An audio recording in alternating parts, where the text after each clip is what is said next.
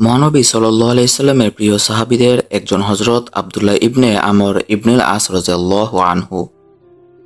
তার বাবা ছিলেন প্রখ্যাত সেনানায়ক ও কূটনীতিবিদ হযরত আমর ইবনুল আস রাদিয়াল্লাহু আনহু। মা ছিলেন রিতা বিনতু মানাব্বি। ইসলাম পূর্ব সময়ে তার নাম আল আস তাপে অবাধ্য ছিল। একদিন এক জানাজার অনুষ্ঠানে রাসূল সাল্লাল্লাহু আলাইহি সাল্লাম তাকে তার নাম জিজ্ঞেস করেছিলেন। তিনি আল আস জানালে রাসূল সাল্লাল্লাহু আলাইহি সাল্লাম তা পরিবর্তন করে আব্দুল্লাহ রেখে বললেন, আজ থেকে তোমার নাম আব্দুল্লাহ। তিনি তার বাবার আগে ইসলাম গ্রহণ করেন। ইসলাম গ্রহণের পর থেকে তিনি বেশিরভাগ সময় রাসূল সাল্লাল্লাহু আলাইহি সাল্লামের সংস্পর্শে কাটাতেন। প্রাক অথবা স্বাভাবিক সময় যে কোনো মুহূর্তে রাসূল সাল্লাল্লাহু আলাইহি সাল্লামের মুখ থেকে কোনো কথা বের হলে তিনি তা লিখে রাখতেন। কোনো সাহাবী তাকে এমন না করার অনুরোধ জানিয়ে বললেন, উত্তেজিত অবস্থায় রাসূল সাল্লাল্লাহু আলাইহি সাল্লামের মুখ থেকে যা বের হয় তা না লেখা উচিত। তিনি বিষয়টি রাসূল সাল্লাল্লাহু আলাইহি সাল্লামকে জানালেন। আল্লাহর রাসূল সাল্লাল্লাহু আলাইহি সাল্লাম বললেন, তুমি আমার সব কথা লিখতে পারো, সত্য ছাড়া অন্য কিছুই আমি বলতে পারি না।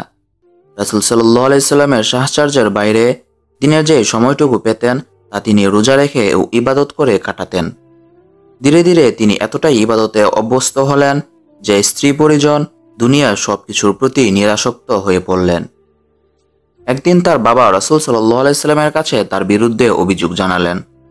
তখন রাসূল সাল্লাল্লাহু আলাইহি সাল্লাম তাকে ডেকে বাবার আনুগত্যের নির্দেশ দিলেন এবং বললেন, তুমি রোজা রাখো, ইফতার করো, নামাজ পড়ো, বিশ্রাম নাও, স্ত্রী পরিজনের হক আদায় করো। এটাই আমার তরিকা বা পন্থা।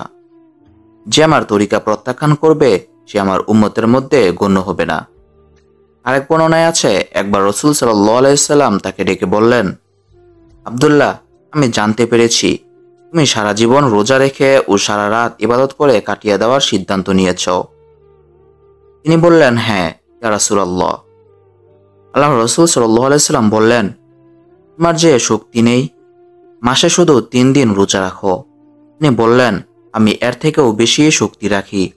রাসূল সাল্লাল্লাহু আলাইহি সাল্লাম বললেন, 1 দিন রোজা রাখবে এবং 2 দিন ইফতার করবে। তিনি বললেন, আমি এর থেকেও বেশি শক্তি রাখি।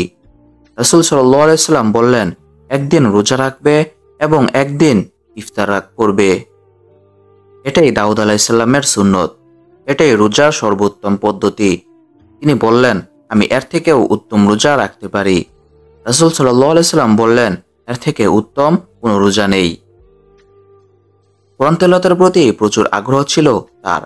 এত বেশি কোরআন তেলাওয়াত করতেন যে প্রতি 3 দিনে একবার খতম করতেন। জীবনের শেষ পর্যায়ে এত বেশি ইবাদত তার জন্য কষ্টদায়ক হয়ে পড়ে।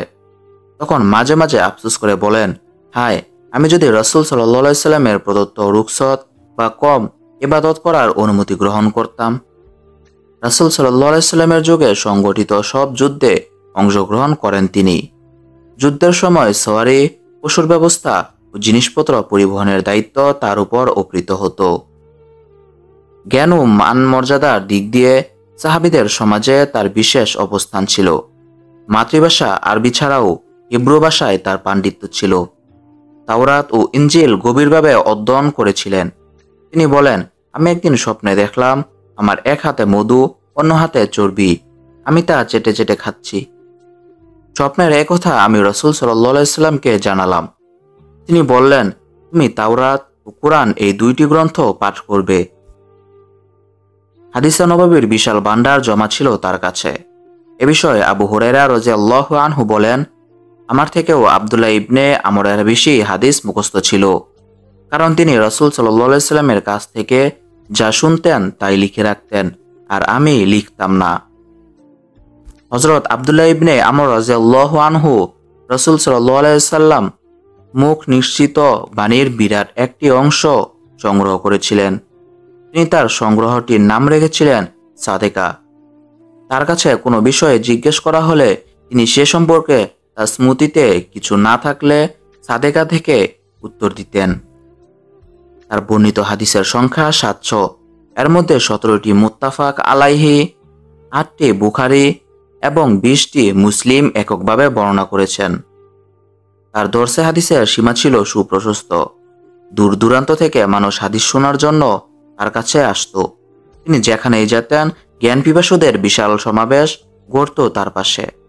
তিনি 65 হিজরিতে মিশরের ফুস্তাত নগরে 72 বছর বয়সে ইন্তেকাল করেন।